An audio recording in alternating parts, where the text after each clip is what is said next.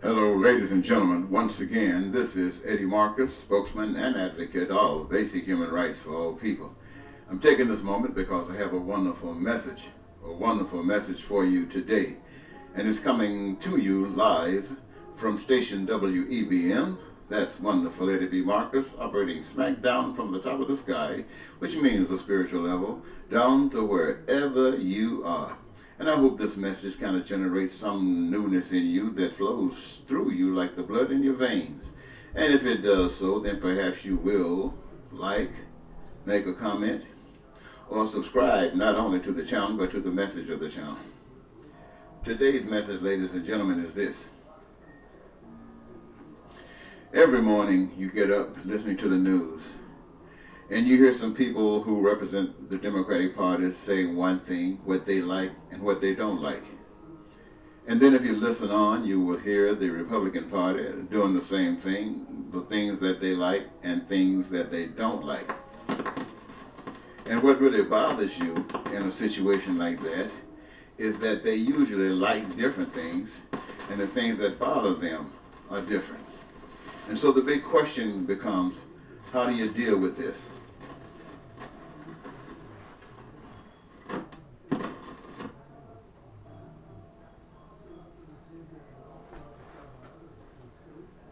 The answer that I've come up with is you got to have some basic principles set. And if you do that, then maybe you can conclude some solutions. Now, what I would first suggest is that we look at those things that are common amongst Republicans and Democrats, things that they both require. And the number one thing about any individual living in these bodies on this plane at this time is survival. And the truth of the matter is that those things that are essential for survival are common amongst each other, and they are food and clothing and shelter and education and so many other things. But in order to have these needs, wants, and desires met, people must have a job. But if you're going to do something that people got to work on, let's make sure that the jobs that they have are those that are, we say, jobs of choice, that gives them the greatest pleasure in so doing. Understanding that having exercised these gifts, you create all of the goods and services that human beings up to this date and time have decided are essential for them, and this is what they pursue.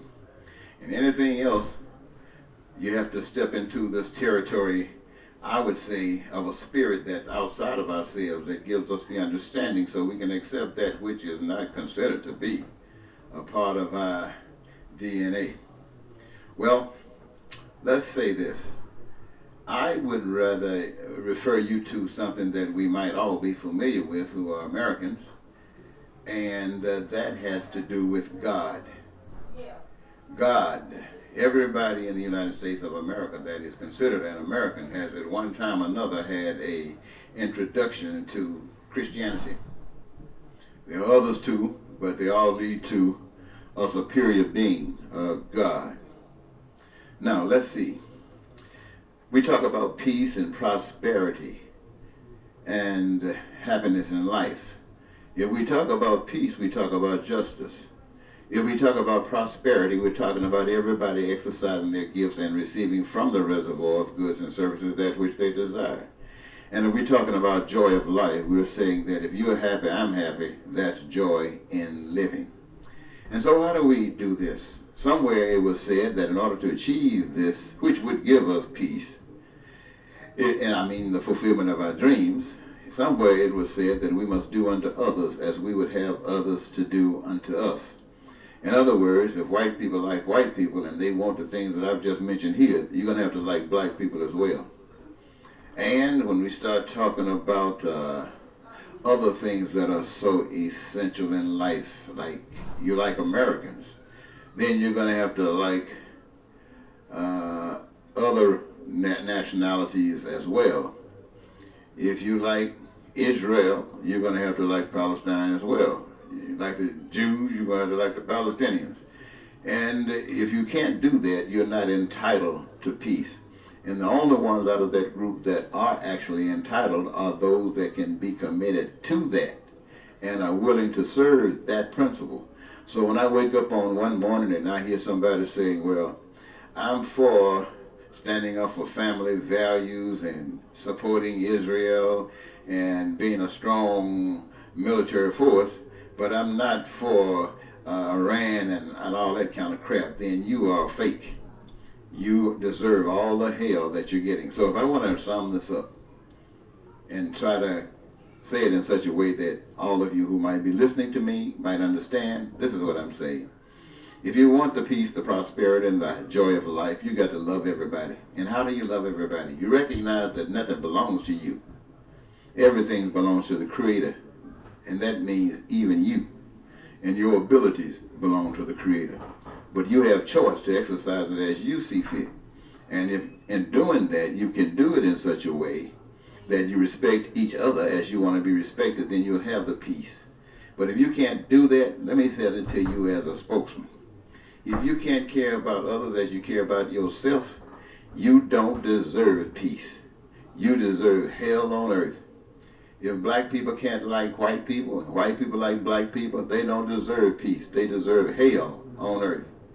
If Americans don't like Iranians or people of color or whatever, if they don't like you, then neither of you deserve peace. You deserve hell on earth.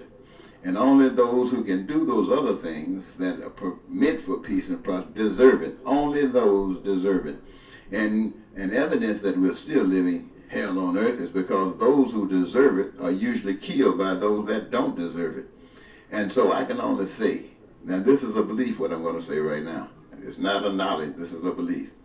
That if you do stand up for what is right and proper, and you have to lose your life because of standing up for that, then I would say have the kind of faith, my friends, have the kind of faith that allows you to accept the fact that all existence belongs to God, and that if you are taken out because of your commitment to that basic principle, then that same power, that same God that was able to do all the things that we attest to, that God can do more. And so what I am actually saying, that if you can't stand up for peace for everybody, you're serving Satan. I don't care what color you are, I don't care what gender you are, what nationality you are.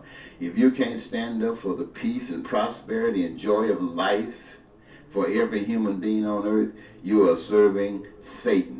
And hell on earth is what you deserve. Let me entitle this, Hell on Earth is What You Deserve If. Thank you so very much. Once again, this is Eddie Marcus, spokesman and advocate of basic human rights for all people, saying goodbye for now.